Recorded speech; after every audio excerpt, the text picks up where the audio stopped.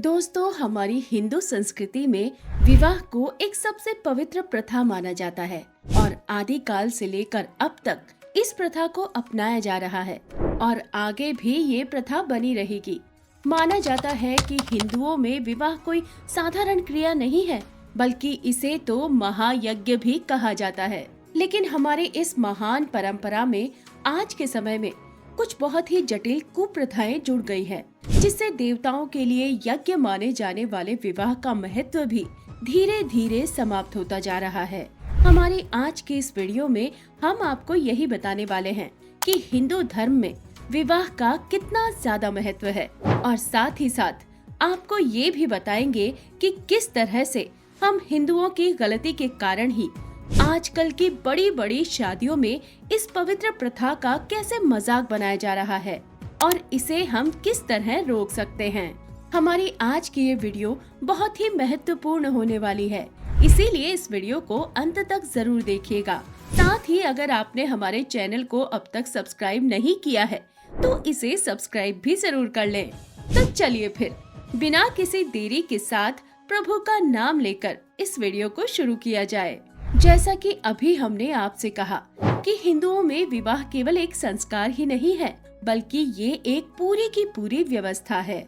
हमारे हिंदू ग्रंथों में भी विवाह के महत्व को बहुत ही गंभीरता के साथ बताया गया है। पुराणों में कहा गया है कि हिंदू धर्म में विवाह का बंधन जन्म जन्मांतर का होता है। हिंदू धर्म की मान्यताओं के अनुसार एक बार विवाह के पवित्र बंधन में बंधने के बाद वर और वधू अगले 7 जन्मों तक इस बंधन को निभाते हैं। इसीलिए अगर आपने कभी गौर किया हो तो हिंदू धर्म ग्रंथों में हमें तलाक का जिक्र कहीं भी नहीं मिलता। और जिक्र की बात तो छोड़िए, आपको तो हिंदी और संस्कृत की भाषा में तलाक या डिवोर्स जैसा कोई शब्द भी नहीं मिलेगा। और यही हिंदू धर्म में विवाह के महत्व को समझाने के लिए काफी है। ऐसा कहा जाता है कि जब जातक का जन्म होता है तब वो देव ऋण, ऋषि ऋण और पितृ ऋण का ऋणी होता है।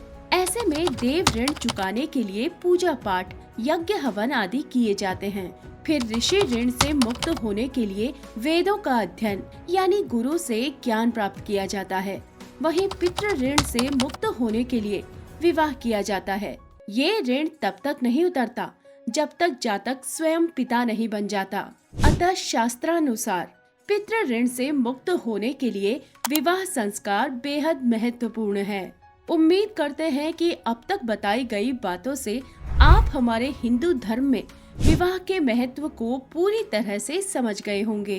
लेकिन आज के समय में इतनी महत्वपूर्ण परंपराओं को भी दोषपूर्ण कर दिया गया है।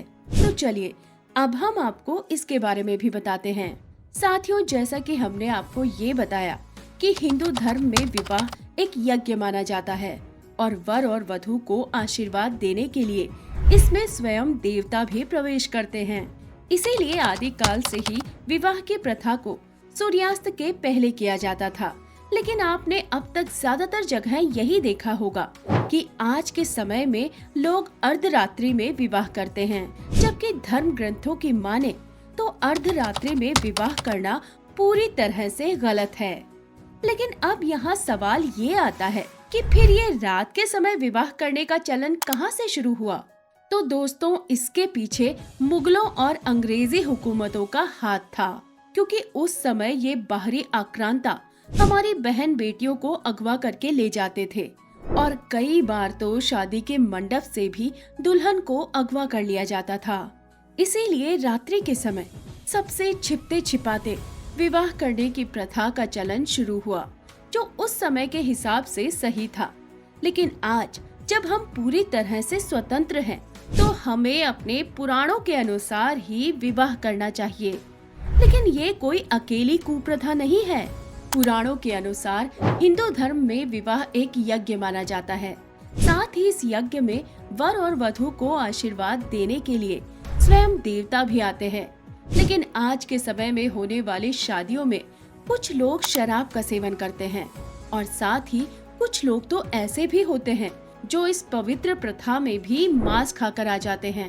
अब आप स्वयं ही सोचिए, जहाँ पर शराब का सेवन हो रहा हो और लोग चमड़े से बने बेल्ट, घड़ी और पर्स लेकर आए हों, वहाँ देवता कैसे आ सकते हैं? इसीलिए जरूरी है कि हम हमारे सांस्कृतिक महत्व को बचाने के लिए लोगों के बीच ज्यादा से ज्यादा जागरूकता फैलाएं। दोस्तों, आज के समय शादी और विवाह का पवित्र कार्यक्रम भी कुछ लोगों के लिए अपनी धन संपदा और वैभव का दिखावा करने का एक जरिया बन गया है। और आज की प्रतिस्पर्धा की दुनिया में लोग बढ़ चढ़कर पैसा खर्च करते हैं, लेकिन इससे एक गरीब इंसान जो अपनी शादी में बहुत ज्यादा खर्च नहीं कर सकता हो, उसके लिए ये धार्मिक महत्व वाली परंपरा बहुत ही मुश्किल बनती जा रही है। और एक समाज के रूप में हमें हमारे धर्म के हर एक व्यक्ति के बारे में सोचने की जरूरत है। वैसे तो आज के समय में दहेज लेना और देना दोनों ही गैर कानूनी है, लेकिन ये बात आप भी भली भांति जानते हैं कि आज के समय में भी कुछ लोग ऐसे हैं जो दहेज जैसी कुप्रथा को बढ़ावा देते हैं। हमें अखबारों में आए दिन ये पढ़ने को मिलता है कि देश में कहीं न कहीं दहेज के लोभ में हमारी बहन बेटियों के साथ गलत व्यवहार किया जाता है, जबकि हिंदू धर्म शास्त्रों में कहीं भी दहेज प्रथा या दूसरी किसी भी प्रकार के लेन देन का कोई जिक्र नहीं मिलता। ये प्रथा जितनी धार्मिक तौर पर गलत है, उतनी ही ये सामाजिक तौर पर भी गलत है। और सबसे शर्म की बात तो ये है कि कुछ धनवान लोग अपनी बेटी की शादी में खूब सारा दहेज देकर खुद को बहुत गौरवशाली समझते हैं और समाज में बड़े ही गर्व के साथ इस बात का बखान भी करते हैं। लेकिन बस इन कुछ अमीर लोगों की चोंचलेबाजी की वजह से आज एक गरीब इंसान के लिए अपनी बेटी का विवाह करवाना भी एक चुनौती बन चुका है। इसीलिए अगर आप स्वयं को एक सच्चा हिंदू मानते हैं तो दहेज लेने और देने जैसा पाप अपने जीवन में कभी भी मत कीजिएगा। बाकी इस पूरे विषय के बारे में आपका क्या कहना है, हमें कमेंट करके जरूर बताएं। साथ ही अगर अब तक आपने हमारे चैनल को सब्सक्राइब नहीं किया है तो इस वीडियो को लाइक करके हमारे चैनल को जरूर सब्सक्राइब कर लें, क्योंकि हम धार्मिक तथ्यों से जुड़ा इसी तरह का कंटेंट अब तक लाते रहते हैं। तो मिलते हैं किसी और वीडियो के साथ, तब तक के लिए नमस्कार। जय श्री राम।